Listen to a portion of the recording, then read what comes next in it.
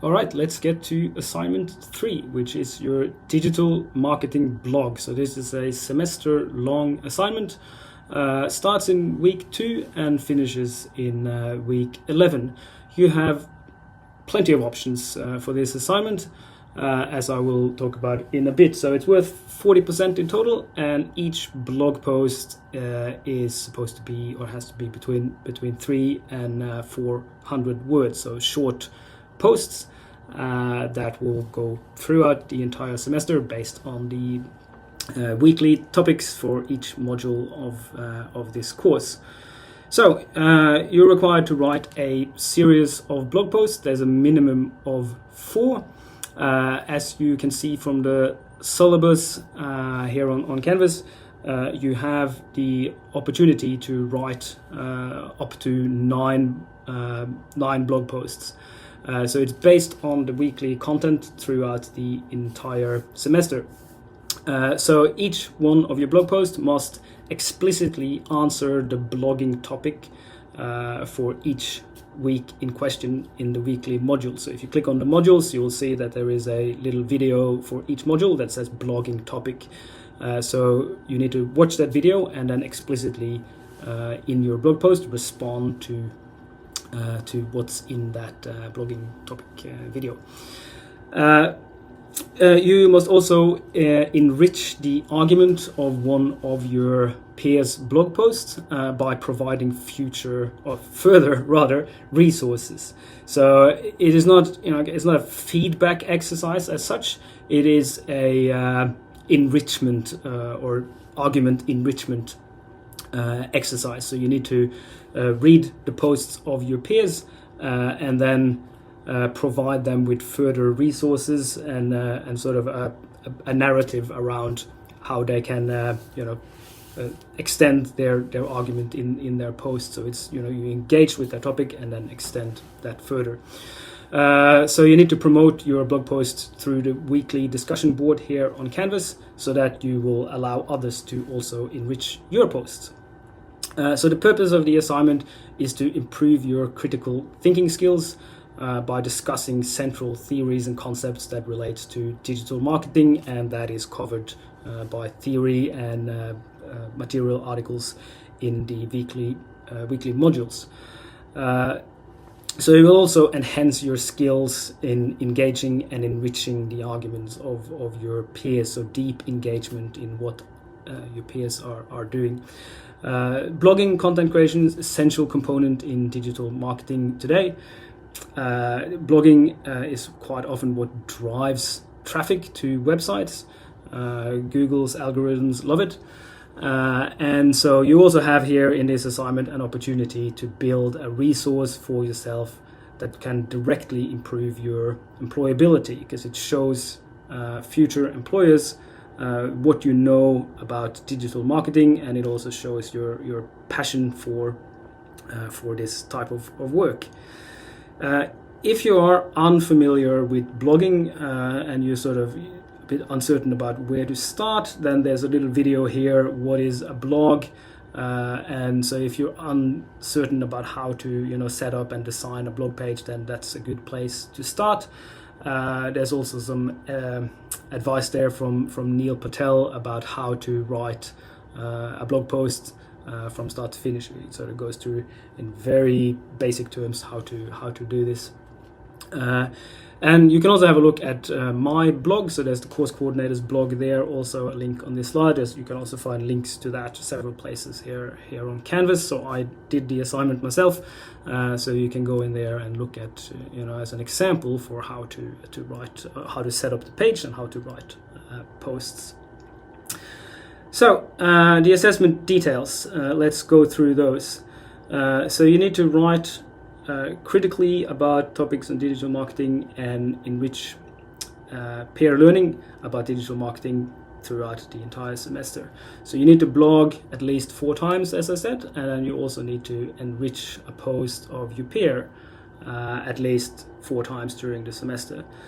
You need to use a publicly available blogging platform, such as, for example, WordPress. That's what I recommend because it is the world's most popular a tool for building websites and creating blogs. Some people don't like it. It is a bit fiddly. So there are alternatives like blogger.com, Wix is another one, Squarespace. There's plenty of other alternatives, but I recommend it also because you then can go out in the workplace and say, yeah, I know how to set up a blog using WordPress, which is a good thing to mention in a job interview. So post topics are laid out, as I said, in the weekly modules, so you need to carefully consider those questions in the modules. Share the blog with your peer using the discussion board.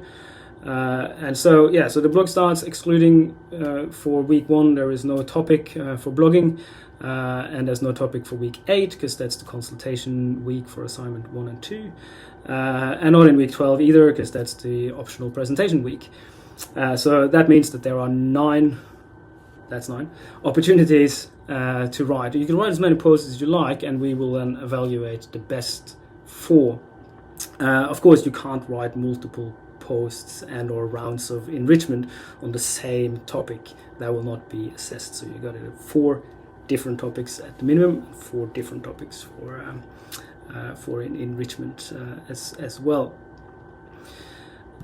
Okay, so let's have a look at the assessment criteria. So the first one there is we're looking at theoretical understanding.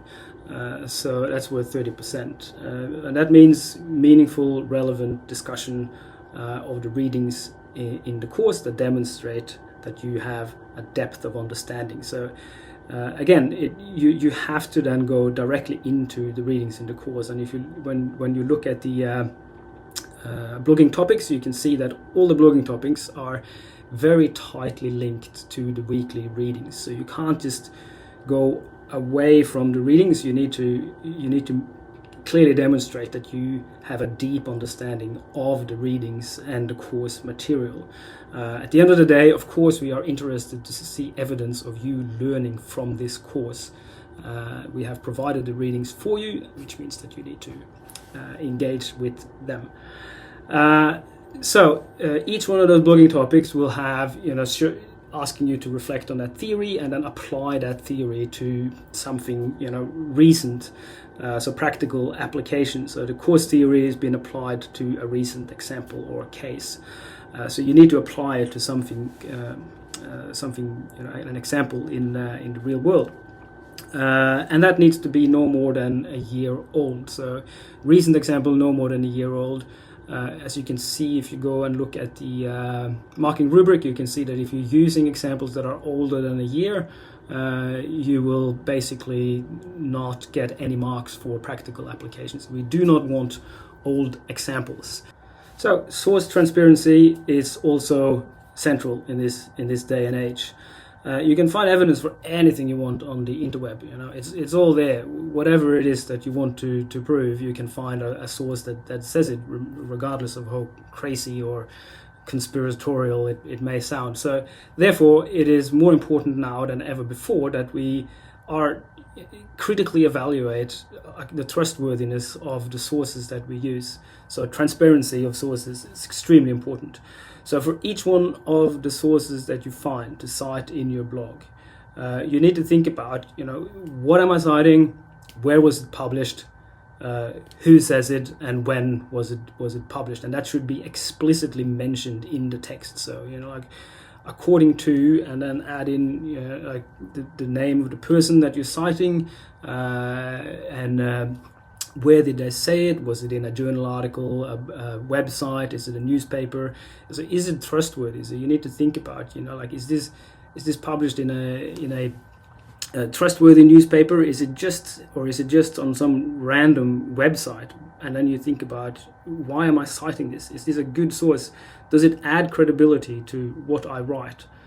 Is this source trustworthy?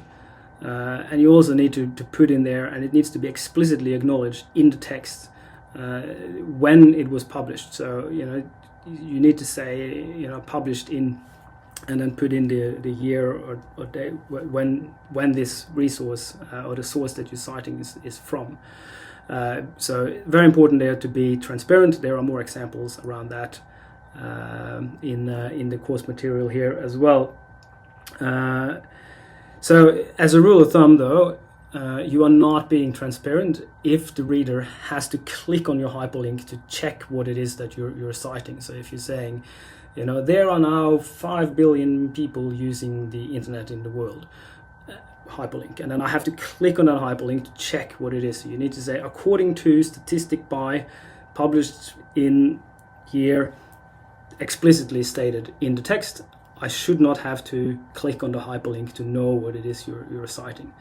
Work on this in class as well, but that's what we're looking for in terms of transparency.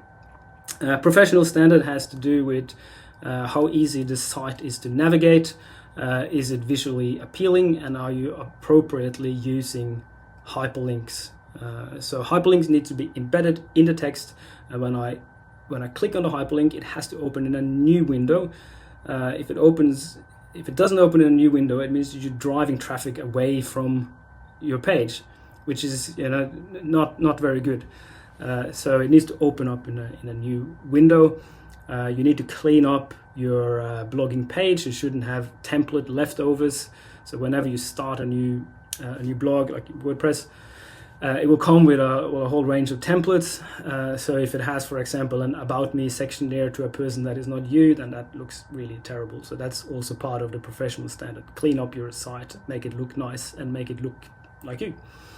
Peer enrichment is another assessment criteria there, as I said, where you will comment on the work of your peers.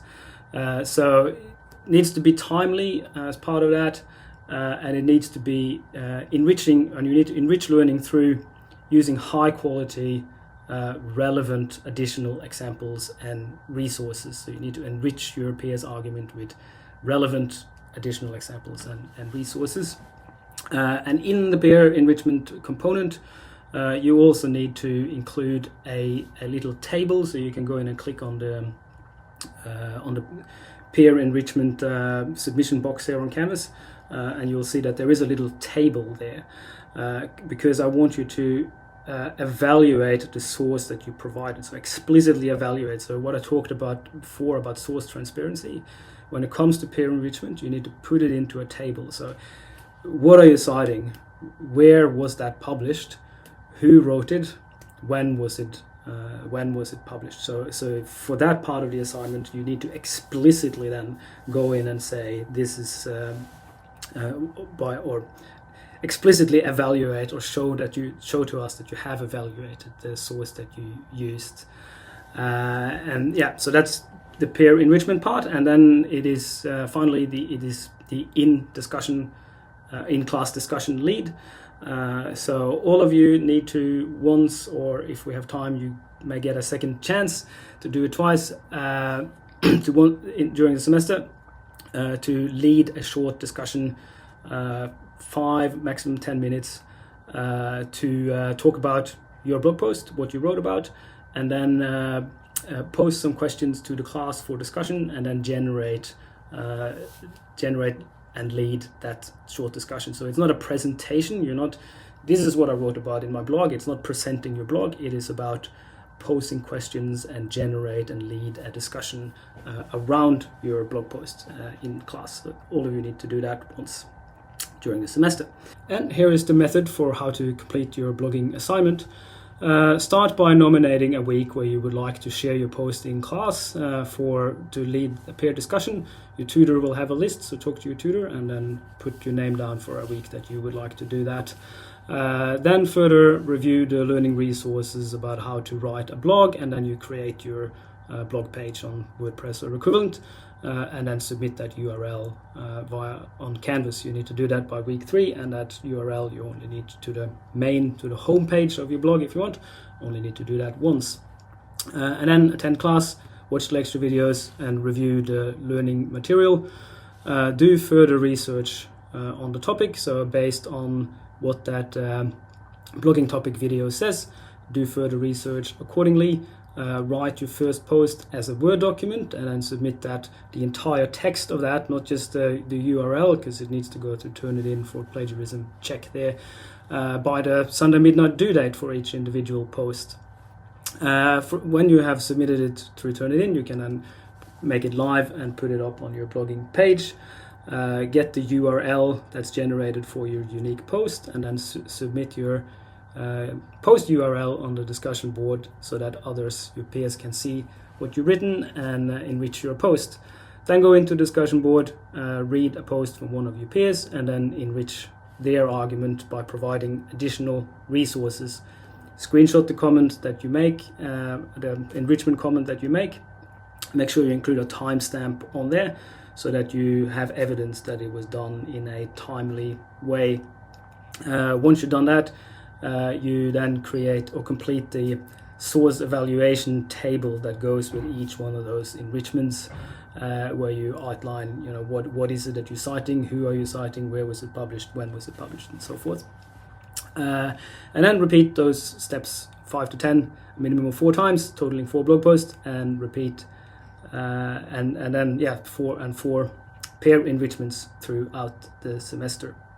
Once you then completed your blogging assignment in week 11, take all your enrichment screenshots in step 9, and all the source evaluation tables in step 10, put that into the template and submit that again here via Canvas. And then let's look at the submission format here that for the things that you need to submit for your blog. First of all, URL to your main page, that's just the URL. And make sure that you actually submit the URL to the public facing. There's too many people that tend to submit their own login. So make sure that you check the URL, give it to your mom or something, and make sure that they can click on it and it actually opens your page, and that you have published that page, and that we can assess it, because we will click on that link directly to assess your blog. So it's important that that works. Individual posts is a Word document of your entire post, and that's due Sunday midnight for the week in question. Pair enrichments should be a lot shorter than the blog post, so 100 to 200 words there, and then but then the source evaluation table for each enrichment and for each of the sources that you provided comes in addition to that, and that goes in a PDF document at the end, and it's due 1 week after the blogging assignment is due. In-class discussion lead should be between 5 and 10 minutes. The format is face-to-face, so we don't need digital crutches to do that. We just talk to each other like we normally used to do in the past, and that you can do that once, or if time allows, maybe twice during the semester in weeks 2 to 7 and 9 to 11. Just some final thoughts here about academic integrity, plagiarism, Turnitin, similarity index, and the use of AI in this course. So academic integrity, as most of you probably know, it's about an honest presentation of your academic work. And that means acknowledging the work of others in your writing while developing your own insight, knowledge, and ideas. So, of course, when we cite work from others, we can't just copy and paste and pretend that we wrote it. And the same goes for use of AI.